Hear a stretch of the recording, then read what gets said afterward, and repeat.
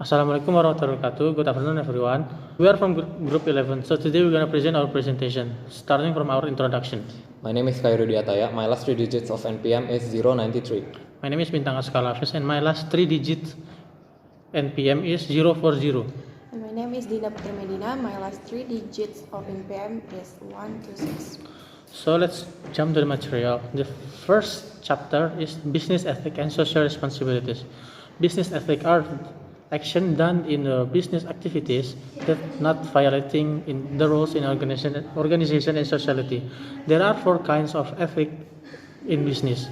The first one is individual ethics that contains in every human being that become an employees. That content is ambiguity, the law and the real world. The law and the real world. Individual values and codes. The second one is business and managerial ethics. The behavior shows from managers toward the employees. Behavior toward employees, behavior toward organization, and behavior toward other economic agents. The third one is assessing ethical behavior. 3 things before we make is gathering information, analyzing and determine appropriate values, and the third one is making decision based on the analysis. So, social responsibility is an approach by a firm on balancing a certain group or individuals. As a manager, our perspectives are always changing due to the interest of many stakeholders. And there are 4 types of implementing social responsibilities. The first one is obscurantionist. There is no impact on ethics and social responsibilities, and they only focus on covering up or fixing their mistakes. The second one is the defensive type. They follow all legal requirements well. And the third type is accommodative.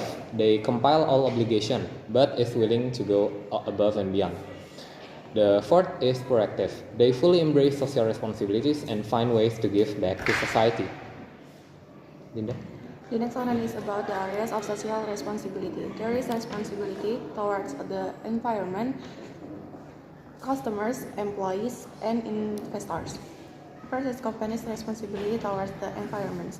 Includes air pollution, water pollution, and land pollution. The second is company's responsibility towards customers. Consists of fair pricing, consumer rights, and ethics in advertising. The third is company's responsibility towards employees. That is recruiting, hiring, training, promoting, and giving them a reward. And they have to give the same opportunity to their employees. And the last, company's responsibility towards investors. When doing and maintaining trading, it must be under certain rules, so it doesn't have some inappropriate problems. The material for the third chapter is about entrepreneurship. An entrepreneur is a person who bears the risk of owning a business. And entrepreneurship is the process of seeking business opportunities in our daily life. There are 3 characteristics in entrepreneurship. The first one is resourcefulness, and the second one is a concern for customers' relation, and the third one is our desire for autonomy. In starting and operating a new business, entrepreneurs must make a number of decisions. First, they have to understanding distinctive competencies. The second is crafting a business plan, and last is must understand the special issues in corporate ownership. So the last content is about advantage and disadvantage of incorporation. Their advantage includes limited liability, continuity, and the ability to raise money. There's a lot of types of corporations. One is closely held or private corporation, publicly held or public corporation, S corporation, limited liability corporation, professional corp, and multinational corporation.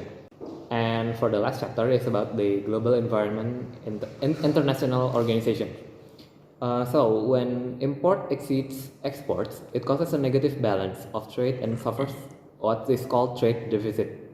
And when the opposite happens, it results in trade surplus. Balance of payment refers to flow in and out of a country by any means of payments. And countries export what they can produce better or cheaper and import what they cannot. Cultural factors doesn't always cause problems for managers. Difficulties can rise Managers in an international business have to understand that there are differences in an organization. There are also differences on what drives people. Some factors that involve in deciding to do business internationally is there a demand for its produce abroad, adopting the product for the worldwide consumption. Some entities that involve 1. Exporters and importers, 2. International firms, and 3. Multinational firms. So, the last content in this chapter is talking about a common legal and public social issue in international business, including quota, tariff, subsidies, local content, content laws, and business practice in laws. The term protectionism describes the practice of protecting domestic business at the expense of market competition. Although some economists argue that legal strategies are necessary to protect domestic terms, but others argue that protectionism ultimately hurts consumers because of the resulting higher price. A final obstacle in the international business is that business practices that are legal in one country may not be legal in another country. So that's our presentation. Thank you so much. Wassalamualaikum warahmatullahi wabarakatuh. Waalaikumsalam.